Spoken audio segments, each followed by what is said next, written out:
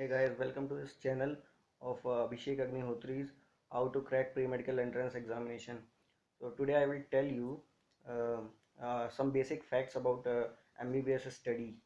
मतलब actually what happens, बहुत सारे स्टूडेंट्स कंफ्यूज रहते हैं कि हम MBBS के लिए प्रिपरेशन करें या फिर इंजीनियरिंग एंट्रेंस के लिए प्रिपरेशन करें।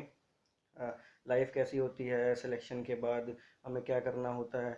तो बेसिकली कंफ्यूज होते हैं सब्जेक्ट्स को लेके। तो इसलिए मैं कुछ बेसिक फैक्ट्स बताना चाहता हूँ कि हम कौन से सब्जेक्ट्स पढ़ते हैं इसमें और किसका किस में इंटरेस्ट होना चाहिए एक्चुअली में, तो उनको इससे जिससे हेल्प मिले। Okay, so as soon as you get selected in pre medical entrance examination, आप एडमिशन लेते हैं मेडिकल कॉलेज में। फिर उसके बाद फर्स्ट प्रॉफ में जाते हैं। तो फर्स्ट प्रॉफ में आपको स्टडी करने के लिए 3 सब्जेक्ट्स होते हैं, जैसे कि एनाटमी, बायोकेमिस्ट्री एंड फिजियोलॉजी। तो एनाटमी में आपको एक कैडेवर मिलता है, डेड बॉडी होती है, उसका आपको डिसेक्शन करना होता है और सारे बॉडी फंक्शंस, बॉडी पार्ट्स के बारे में डिटेल स्टडी करनी होती है। तो ये एनाटमी के बारे में। उसके बाद फिजियोलॉजी, बेसिक फिजियोलॉजी होती है, जैसे कि आप पढ़ते आ रहे हैं हमेशा से, 11 12 थोड़ा डिटेल में होती है। उसके बाद बायोकेमिस्ट्री है।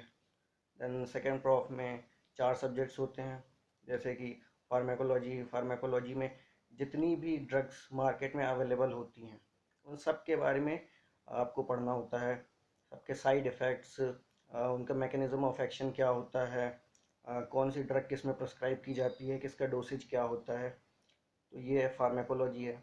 उसके बाद पैथोलॉजी। पैथोलॉजी में आपको सारी डिसीज़ के बारे में सबकी बेसिक स्टडी एक है, पैथोलॉजी। उसके बाद बायोकेमिस्ट्री तो फर्स्ट प्रॉफ में था, यहाँ पे माइक्रोबायोलॉजी है। ओके, माइक्रोबायोलॉजी में सारे इंसेक्ट्स के बारे में, सारी लेबोरेटरी इन्वेस्टिगेशंस के बारे में, हम कैसे पता लगाते हैं कि कॉजेटिव ऑर्गेनिज्म कौन सा है, किस डिसीज़ का है और कैसे पैथोलॉजी कॉज करता है वो। तो ये हो गई अपनी माइक्रोबायोलॉजी। एंड फोर्थ सब्जेक्ट जो है इसमें वो है फॉरेंसिक मेडिसिन। आप इसमें फॉरेंसिक के बारे में पढ़ते हैं कि जैसे इंजरीज होती हैं, वुंड्स होते हैं, फायर आर्म्स होते हैं, पॉइजनिंग होती है वो कैसे होती है, कैडेवर जैसे डेड है कोई पर्सन तो कैसे पता लगाना है कि what is the reason for the death, क्या ये नेचुरल कॉज है या किसी ने मतलब इन्फ्लिक्ट किया है ये।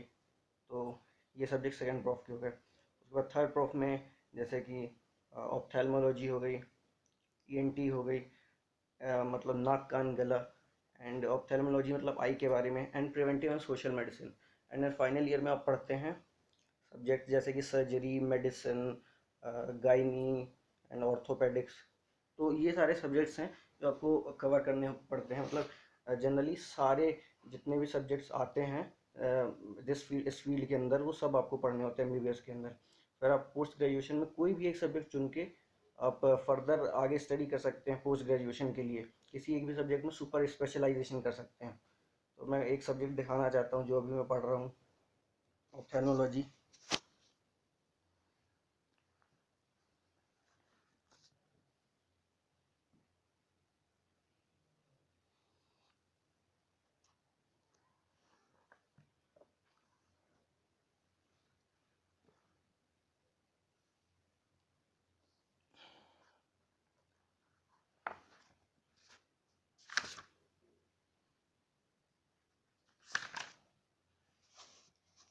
तो ये कुछ एक बेसिक ग्लिम्स था। तो आप डायरेक्ट पेशेंट के सामने आपको ट्रीट करना होता है, पेशेंट्स को डायरेक्ट आपका कांटेक्ट होता है पेशेंट से, और ये सब केसेस आपको लाइव फेस करने पड़ते हैं।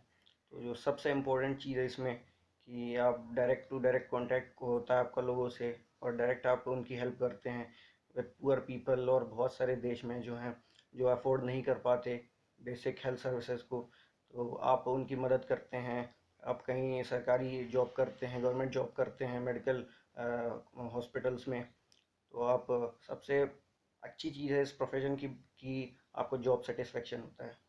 तो बाकी आप डिसाइड कर सकते हैं कि आपको किस सब्जेक्ट के लिए ऑप्ट करना है, फॉर प्री मेडिकल या फिर इंजीनियरिंग सर्विसेज के लिए। बाकी आपको फर्दर असिस्टेंस अगर चाहिए तो आप कमेंट कर सकते हैं इस वीडियो के नीचे। Thank you.